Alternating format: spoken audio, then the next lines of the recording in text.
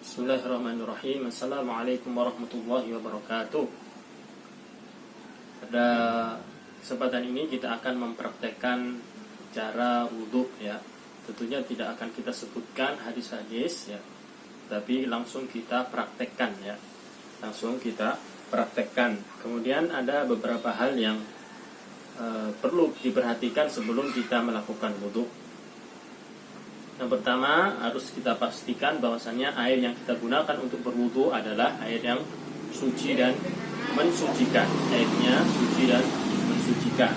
Kemudian juga menghilangkan apa-apa yang bisa menghalangi sampainya air ke anggota tubuh kita, anggota wudu kita. Ya. Mungkin ada cat, mungkin ada atau semacamnya, cat atau semacamnya bisa menghalangi sampainya air ke anggota wudu kita. Kemudian juga istijmar atau istinja ketika ada sebabnya. Ya, maksudnya seperti contohnya seperti ada orang ya misalnya pipis BAK atau BAB, kemudian dia belum cebok. Nah, pada kondisi seperti ini, orang yang seperti ini ya, dia belum cebok ya, maka ketika dia berwudu dia harus cebok dulu, harus membersihkannya terlebih dahulu. Jika dipaksa dia langsung berwudu, maka wudunya tidak sah ya. Itu yang dimaksud dengan istijmar atau istinja ya, ketika ada sebabnya. Kemudian juga yang harus kita perhatikan ya, lengan baju ini harus dising-singkan betul-betul. Terkadang ada bajunya memang ketat ya seperti ini, dia tidak disingkap betul-betul ya. Sehingga wudhunya itu tidak sempurna, sikunya tidak kena air, sikunya tidak kena air ya. Kemudian yang tidak kalah pentingnya ya adalah niat, karena Nabi Muhammad SAW mengatakan innamal a'malu bin niat ya.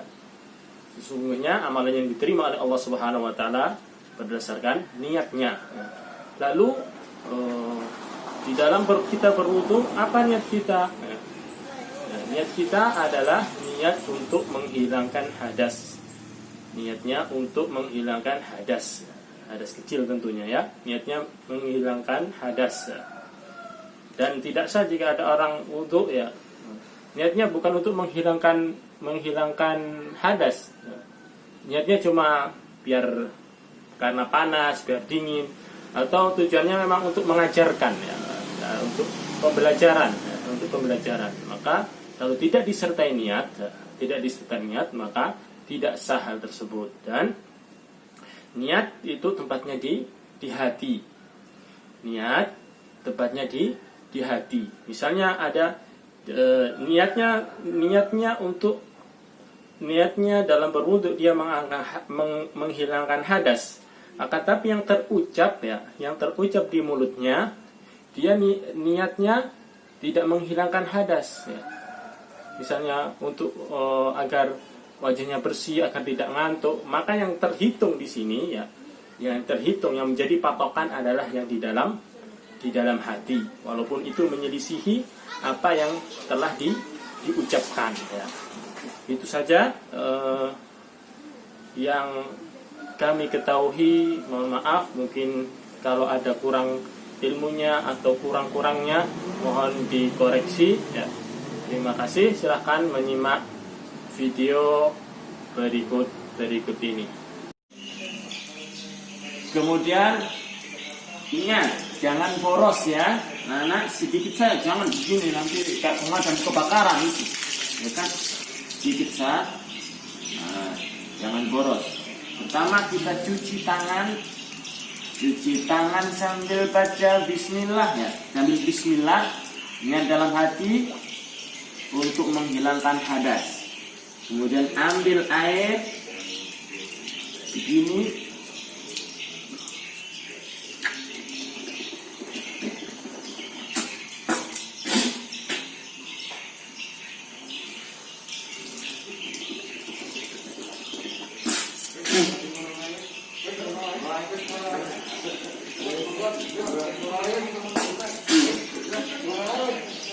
Jadi ketika kumur-kumur, ambil satu ghorofah, bukan begini, separuh dibuat untuk kumur-kumur, separuhnya dibuat untuk dihirup, kemudian dikeluarkan.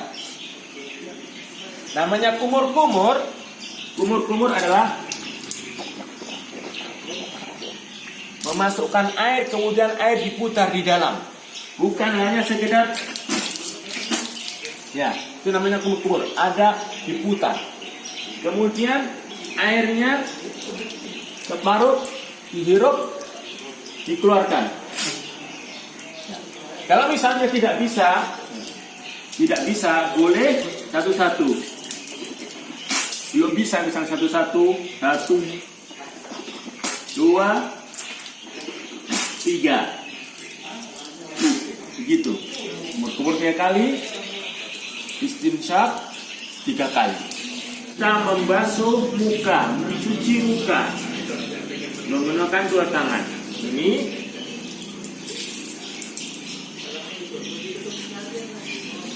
satu,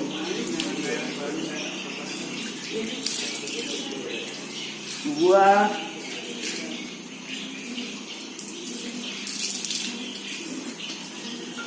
3. Membasuh muka, batasnya dilihat ya, lihat batas dari sini sampai ke bawah sini. Sini sampai sini. Kemudian dari sini sampai ke sini. Harus terbasuh semuanya. Terbasuh semuanya ya. Terbasuh semuanya. Kemudian jika jenggotnya tidak tebal, seperti ini tebal enggak? Ini tidak tebal. Kalau jenggotnya tidak tebal, kulitnya harus kena. Kulitnya harus terbasahi. Jika jenggotnya tebal, cukup di sela-sela begini. Depannya diginiin, kemudian di sela-sela begini. Cukup seperti itu.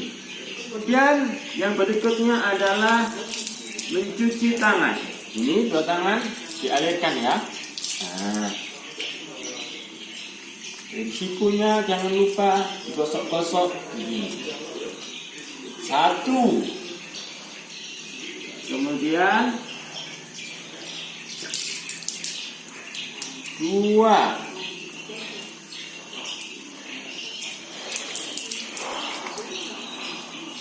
3. Ya, ini kanan. Kemudian yang kiri. 1, 2,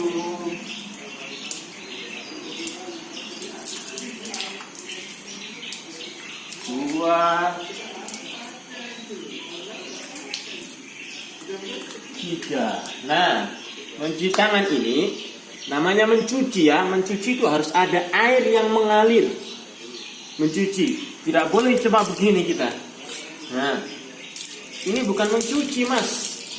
Ini namanya, kalau cuma digini-gini, ini namanya mengusap. Namanya mengusap. Jadi namanya mencuci ada air. Nah, mengalir begini. Dari atas ke bawah seperti ini. Dari atas ke bawah. Kenapa? Karena Allah ilal marofiki. Jadi ada ke sampai sini. Nah, itu ayatnya ya. Ilal marofiki. Kemudian bagaimana kalau dari sini ke sini? Sah, tidak ada apa-apa. Kemudian berikutnya ambil air sedikit, ya. Ulang ya, air sedikit begini, dijatuhkan airnya, kemudian begini dari depan ke belakang, ya. Terus dibalikkan lagi. Masih tetap yang sama, tangannya begini. Ini dimasukkan ke sini. Kemudian yang belakang. Nah, dengan sekali begini ya. Ini dibalikkan lagi. Terus begini. 1 kali ya, 1 kali. Selanjutnya adalah mencuci kaki. Batasannya dari sini ke mata kaki. mata kakinya kena ya, dilibitkan sedikit lebih baik. Ketika dicuci, ambil di sela-sela jarinya. Perhatikan kakinya. 1, 2, 3. Kemudian